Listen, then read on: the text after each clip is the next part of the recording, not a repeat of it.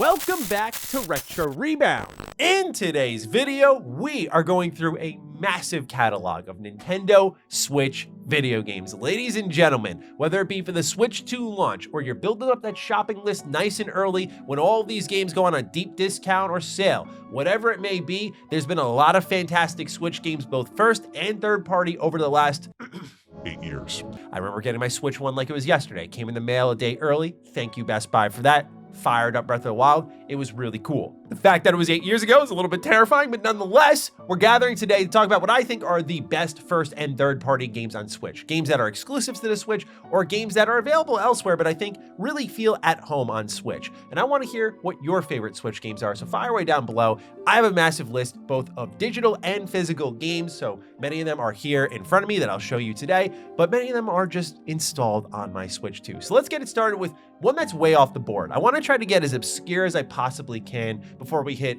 a lot of the, well-known titles.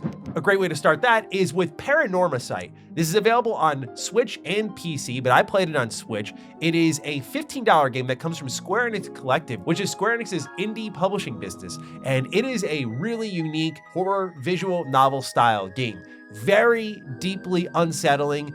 It's the definition of a game that does a lot with a little. Its lack of music was likely due to budget reasons, but it feels so at home here, where it's just so constantly keeping you on the edge of your seat. This is a game that I struggle to finish because it just always deeply unsettles me when I play it. It's about investigating the 7 mysteries of Honjo, each kind of tying into poltergeists and legends, myths, and trying to uncover why people are showing up dead. And yes, indeed, you'll see some disturbing imagery in this game. Like, it is really twisted and messed up, but if you are a horror junkie or you like visual novels, I think you'll really like this one. It feels right at home on Switch. Next up is Astral Chain. This is absolutely a top 3 Switch game for me, and I think one of the most overlooked action games of the last generation. Astral Chain comes from Platinum Games. They are the developers of Bayonetta, as well as Nier Automata, and look, man, I know they have made fantastic games over and over again. To me, the Achilles heel of Platinum Games was always their storytelling. And after they worked with Yoko Taro on something like Nier Automata, you could feel the influence as they went into Astral Chain, because it's easily their most focused game. The ability to summon your legion and have all these different robot cops helping you out along the way with the same robust action system that you'd expect from a Platinum game, except with a lot less floatiness and a lot more precision, a lot more power, a lot more oomph behind it. It is a fantastic action game, an amazing soundtrack where you play as a cyber cop. I just love the setting. I love the characters. I love the personality. I love the music. I love how many missions there are in this game. It's got a tremendous end game. I just always randomly fire up Astral Chain. I'll play it for like 30 minutes or so and then put it back down ever since I beat it, but I adore this game, and if you do not have it in your library, please pick it up. It is one of the most overlooked Nintendo Switch exclusives. Nintendo was also home to a series of racing games that I adored on the N64 and was so shocked to see come back from an arcade game of all places, but it works really well on consoles, and that is Cruisin Blast. I really love arcadey racing games. I can never get down with the simulation racing games. I know there's a whole audience for that, but I've always liked arcade racing games, I think because that's what I was mostly raised on. So series like Need for Speed or Burnout. But Cruisin Blast, I remember playing Cruisin USA, Cruisin Around the World, Cruisin Exotica on the N64, and Cruisin Blast is just continuing that heritage of like big muscle cars, funny voiceovers, crazy power-ups, just flying around these wild locations. It's aged phenomenally. I remember picking it up with my wife and just having such a good time romping through it with her. The last 2 games I want to shout out here are Ninja Turtle games, both of which are available on other systems now. One of them originally was only home to the Switch, but I still think both these games are most at home on the Switch. TMNT Splintered Fate is my favorite Ninja Turtles game ever. The story is fantastic. The action and the Hades-like gameplay structure works so well with the Ninja Turtles formula of keeping that beat-em-up / stage selection DNA while also evolving it in a meaningful and interesting way. Truly, as someone who's played literally like every Ninja Turtle game out there, I don't think there is really one truly like Splintered Fate. So as a TMNT fan, I was so happy with this one. It does have a couple of hiccups in the terms of like when the rounds and waves are changing as you're playing on Switch. Maybe that'll be ironed out with Switch 2. Obviously, the frame rate isn't as good as it would be on PC or the more powerful consoles, but I never had an issue with it. I had so much fun with it. I grinded it out over and over again, And again, still my favorite TMNT game. The other TMNT game, which is fantastic, is Shredder's Revenge. This is available everywhere else as well. You can do up to 6-player co-op, and it is your traditional TMNT side-scrolling beat 'em up. It's really the game that ignited the TMNT surge of video games we're seeing now. It feels like every year we get multiple TMNT game announcements, and I'm not complaining. I'm loving it because they're different, they're fun, they're interesting, and more importantly, they're good. Shredder's Revenge, though, introduces all these playable characters, including the Turtles, but also like Casey Jones now. You have Usagi Yojimbo there. A fantastic amount of stages, an incredible soundtrack from the composer who did Sonic Mania. Like, this is just, again, must play on the Switch if you have yet to pick it up. Those are all my digital games. Time to get into the physical collection. First one I got here, again, I want to get as obscure as I can. Some of these are not going to be your, as you've already seen, traditional first-party games like your Mario, go get Mario. Of course you're going to get Mario Odyssey. Come on, you're here for different selections, right? Like Azure Striker Gunvolt. So this comes from Innie Creates, and this is the developer behind the Mega Man Zero series, which we did a retrospective for the first Mega Man Zero here on the channel, and we're in the process of working on one for the sequel. These games are tough as nails, but I think Azure Striker Gunvolt, especially in the later entries, really starts to find its momentum. And that is a very similar trajectory to what Mega Man Zero did. The first two games are, from what I've heard, tough as nails. I've played and beat the first one, I can at least attest to that. Second one's been a little bit more manageable, but I've heard that 3 and 4 are a lot easier and a lot more balanced and even more fun. So they took a lot of those lessons and they built them into a Mega Man-like series, which, as someone who loves particularly the X series, the Zero series, I'm really saddened that we're not getting more Mega Man games when Capcom is thriving. So something like Azure Striker Gunvolt in the Striker Pack, which includes, as you can see here, 1 and 2, this is a great pickup if you love these types of games. The story is admittedly a little tough to follow, but the combat and the action just feels really good and at home in handheld. Next game I want to shout out here, I remember playing this one when the power went out for like a week at my place because we had like a huge tornado just rip through our development, and that is Banner Saga Trilogy. I know it's got this ugly thing at the top, internet download, SD card required. If you want to get it digitally, go ahead. But these games just feel so at home on the Switch. The art style is absolutely beautiful. The music that accompanies it is absolutely beautiful. There's a ton of playable characters and real choice and consequence. But most importantly, why I think this game is so beautiful is because the story choices carry over. The only other franchise I can think of that does that is either The Witcher or Mass Effect. It's a really small company of games that import your choices and make them feel like they count game after game. So Banner Saga, with its beautiful story, its choice and consequence, its importing of save data, to me just wins a beautiful home here in my Switch library. And I remember just grinding this whole thing out because I had nothing else to play. I'd like charge my Switch at a Starbucks while I worked on videos on my laptop, and then I'd come home and just play more Banner Saga. It was a fun time, you know, a lot of fun times birthed through struggles, right? This one is obviously at home on a handheld device. I'm looking at you, Final Fantasy 1 through 6 collection. I love the Final Fantasy games in general on Switch. I played Final Fantasy 9 for the first time on Switch. It's one of my favorite games ever. But Final Fantasy 1 through 6, these are just some great games, staples of what JRPGs would become one day, and some of the most important video games ever made in the case of something like a Final Fantasy 6.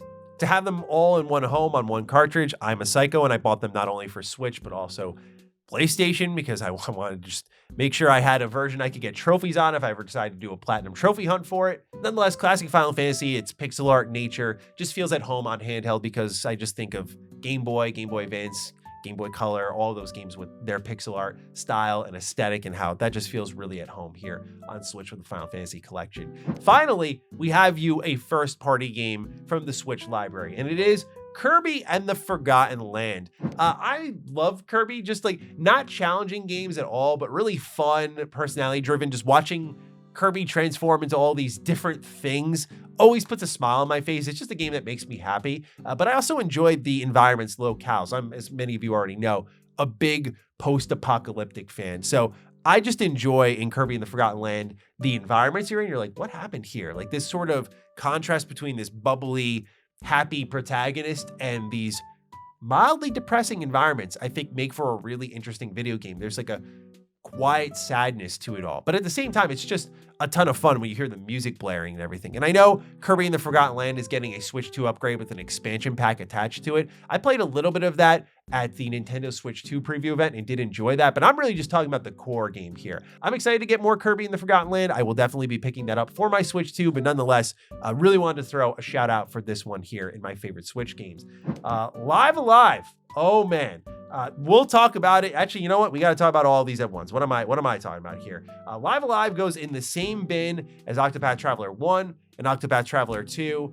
These three games, man, these three games. Oh my God. So Octopath Traveler kicked off what is, I think, one of the most important art styles in video game. That is the HD 2D art style, the blending of 3D elements and 2D elements and modern lighting and vis effects into something that feels both nostalgic and cozy at the same time as modern and approachable. It is one of, again, the, I think, most important art styles because it brought so many people back to pixel art video games. Games like Octopath Traveler were from an era far bygone. We were all into 3D, but because of Octopath and many indie games, by the way, 2D still has a very strong place in this industry. So I just think Octopath Traveler, it's the reason I bought a Switch. I mean, I was excited for Breath of the Wild. I was like, cool. You know, like I'm not a huge Zelda fan, but I was excited for this lineup of games, you know, my Mario Odyssey I'd eventually get. But the real reason I bought my Switch 1 was Octopath Traveler 1. Now, what's great about Octopath Traveler as a series is that these stories are very, very, very loosely connected, where you do not really, I think, gain a whole lot by playing Octopath 1 and then playing Octopath 2 afterwards. But if you just want to play one of these Octopath games, because they're both long JRPGs, play the second one. The storytelling is better. Every complaint that was listed out for Octopath 1, I want the story to be more cohesive. I want these characters to interact more. I want more expansive locales. I want more classes. I want more options in combat.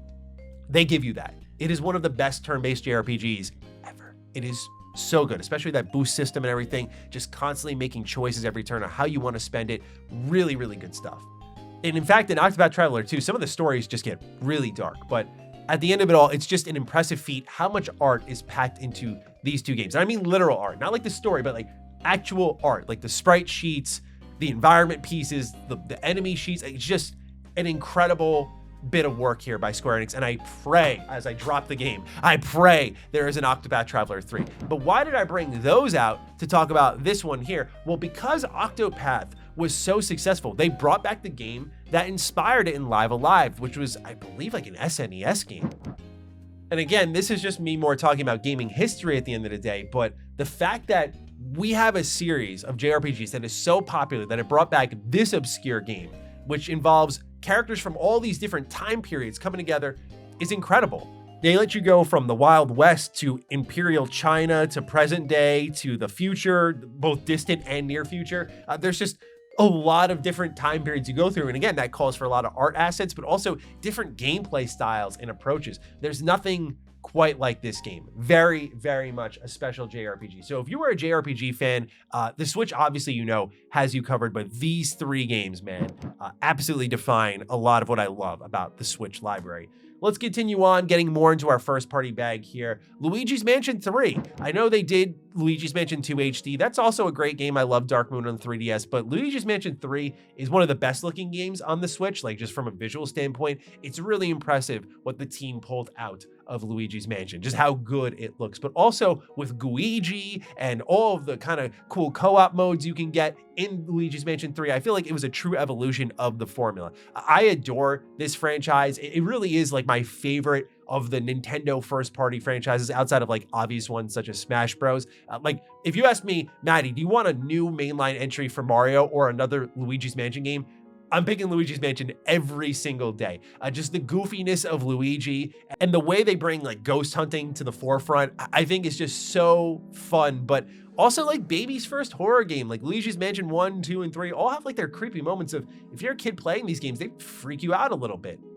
But I also think it's just a tremendous example of great level design. Just the way, again, as you can use Luigi to slip between bars or to different areas, and just how you can explore these very deep locations and how your vacuum interacts with everything. Like you're sucking up curtains, you're sucking up ghosts. Like it's just crazy. I just love how interactable the world is. It just feels very alive, and that's a huge part of the gameplay formula there. So yeah, love me some Luigi's Mansion. And I sound like a mainline Nintendo hater, but I also like more than the Mario platformers, the Mario spin-offs.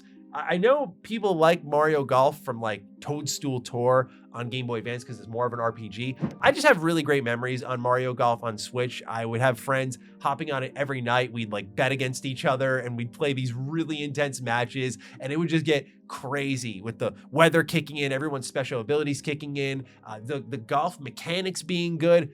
I just had a lot of fun on Mario Golf. I put like an easy 40 or 50 hours into this. I also enjoyed speed golf, where you're like really trying to golf as fast as you can and get through the course as quickly as possible. So yeah, Mario Golf Super Rush. I know it's not on the top of everyone's tier list for Mario Golf games, but I love it.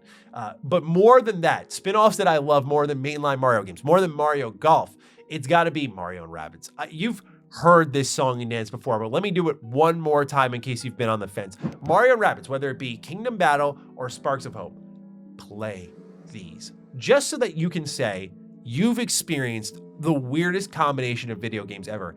A Mario game, a Rabbids game, and an XCOM game in one.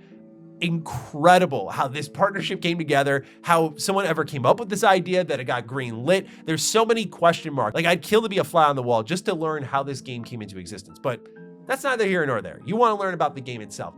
These are great tactical role-playing games in the Mario and Rabbids universe.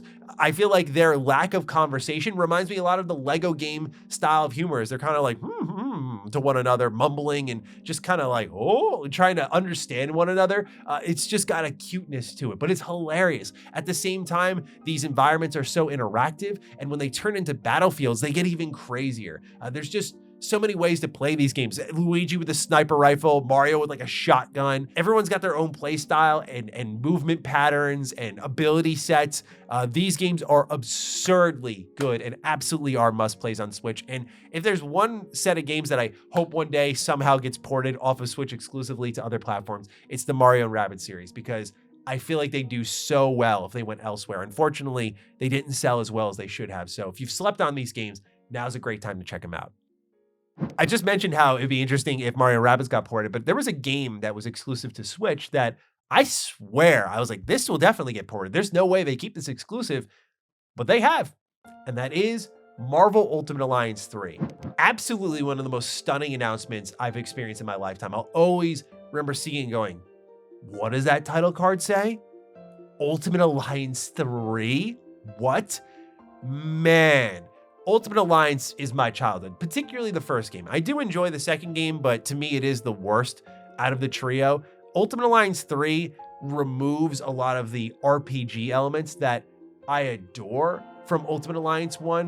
And it's also just a total mess of a game. Like, I do think there's a world where Ultimate Alliance 3 was supposed to be this very much free-to-play game, because the amount of currencies that are in Ultimate Alliance 3, it'll make your head spin. Like, I defined it in my review as a complete mess, and people were like, that's negative, bro. I'm like, no, it's like legitimately what this game is. It's an absolute mess. It's a mess of characters, a mess of currencies, a mess of upgrade trees, a mess of modes. Like, it's just a messy video game, but in the best way. It's got a huge fun factor to it. Of course, the obvious part is Marvel Ultimate Alliance 3. All these heroes coming together in this beautiful art style. Just fun to play. Great co-op gaming here. But also the RPG systems that do kick in as you get deeper into the game and you start to do the end game missions make it a lot of fun to really just hang with it. But still, unbelievable. That game not only exists, but that it's exclusive to the Switch. And I hope one day there's a Marvel Ultimate Alliance 4.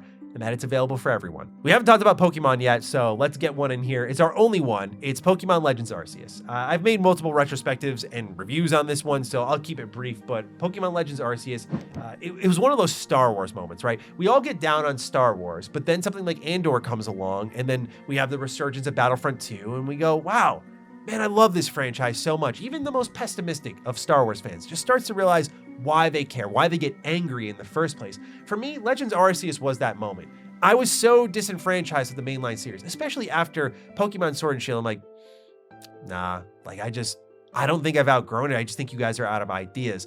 And Legends Arceus, while not beautiful looking at all, in fact, embarrassing looking on a graphical level, Legends Arceus manages to invoke so many new and fresh and exciting gameplay ideas into Pokemon formula that it manages to keep the series' hallmark coziness, but also makes it actually fun to play, like fun to catch Pokemon. I can't tell you all how little of a shit I give about catching Pokemon in the mainline series, because it's that tedious, like, whittle you down, status effect, throw a ball, watch it shake 3 times. Like, this game, doing it just in real time, makes it so much of an easier flow. And being able to sneak up and surprise Pokemon if you just throw a ball from the bushes and they don't know you're there, it increases your chances of catching them. Like, that sort of stuff lights my fire, because I'm like, yes, quality of life improvements after all this time. So Legends Arceus, with the speed and strong styles, and as well as the way you catch Pokemon and the completionist nature of it and the kind of Monster Hunter zone style approach to it, like, I love this game. It's just exactly what I think Pokemon needs to be. Just, I hope, you know, it's a little bit prettier next go around, which, looking at Legends ZA, not quite there, but I'll be there day one. Got to shout out an old school feeling game that's not quite old school because it's got 5 games in one here, but Shovel Knight Treasure Trove. What a great collection of video games. I am not, I would say, the most old school head when it comes to games like Shovel Knight. This is for your fans who grew up on like NES or SNES 2D platformers, but it brings in a lot of what I talked a bit about with like Octopath Traveler, just quality of life improvements. And so Shovel Knight's just like a great character idea. This dude who, instead of running around with a sword, uses a shovel. And so it gives him this unique moveset that feels very intuitive, like the pogo stick bounce when he does a downward attack, that sort of stuff. Just getting treasure, finding every secret in every level. Like, it's a brilliant series. And I'm reading the back of the box. They not only have Shovel Knight, like the first game, Shovel of Hope, but they also have, I can't read this. Oh my God. I think I need my glasses for this. Hang on. It's not even like I'm blind. I just need this text bigger. I cannot read this. Okay. Plague of Shadows? What the hell does that say, dude? Why is the text so small? This includes not just one game, but 5. So there's Shovel Knight, Shovel of Hope, there's Plague of Shadows, Spectre of Torment, King of Cards, and there's Shovel Knight Showdown. So just like, you have a huge collection of old school feeling games in one here. So I just think, again, with the 2D side-scrolling nature of it, the classic nature of it, and the handheld factor of the Switch 2, just feels right at home on Switch. Of course, obviously, I think most Switch owners have this in their library. Smash Ultimate, what needs to be said? Probably the best, in my opinion, fighting game roster we'll ever see in a video game. When you combine all the DLC guest characters with the starting characters that the game gave you, this is like, I truly still ponder, probably month to month, how exactly they're going to one-up this game. It has that competitive feel that Melee had to some degree. By the way, Melee Pierce, don't come after me. I'm not saying it is Melee, but it felt, for it to feel as good of a fighting game as it does, at the same time as having all those characters, is incredible to me. The amount of stages, music, characters, the amount of IP packed into this game here.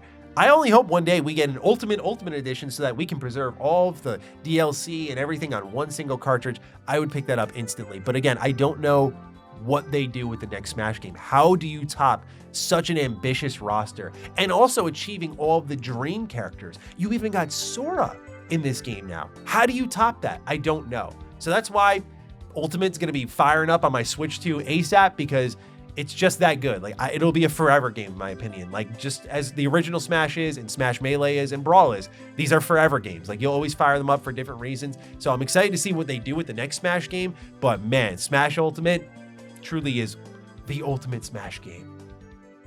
2 more games to go here. Next one, Unsighted. Found this through Xbox Game Pass. This is a mixture of like Zelda and Hades in this sort of ancient yet sci-fi world. And I just think its presentation, and especially its music, really bring to life an interesting world. At the same time, you're on a timer in this game, so you gotta move as quickly as possible. I just think everything between the vibe, the aesthetic, the clear heart of this game, this is a really special video game that I feel, in an era of like long form YouTube essays and people always looking for hidden gems and making them mainstream, I'm so surprised Unsighted just kind of flies a bit under the radar. It was made by a 2-person team, and I think it looks and feels way better than it has any right to. So just wanted to shout that one out there. Feels right at home at the Switch. Xenolade Chronicles 3. I have not played the first one or Xenoblade Chronicles X yet, so I apologize that they're missing from the list. But I love what I played of Xenoblade Chronicles 3, which was all the way to completion. So Xenoblade Chronicles is a series that just evokes a lot of that combat style of just like real-time turn-based, like everyone's kind of queuing up actions and you're watching them all play out.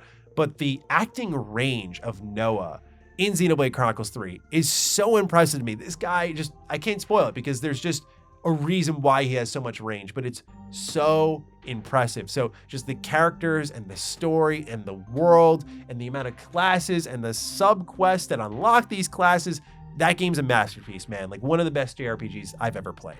Okay, actually the last game for real. Knights of the Old Republic. Not because it's Maddie being a KOTOR fanboy.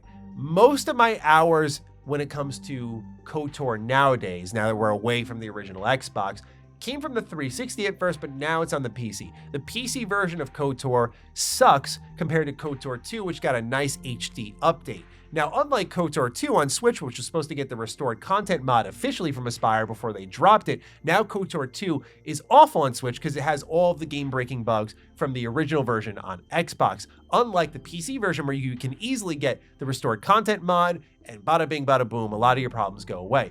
Now, KOTOR 1, like I mentioned though, is a game that on PC, just the stretch textures, the stretch resolution, it just doesn't look good, and it sometimes locks up on PC often, whereas on Switch, it's perfect. It's perfect. It looks better, it runs better, it just everything. I wish it was just not only on Switch, but somehow KOTOR, you can only play this game on a console when it comes to back compat on Xbox, if you want to do that, or Switch.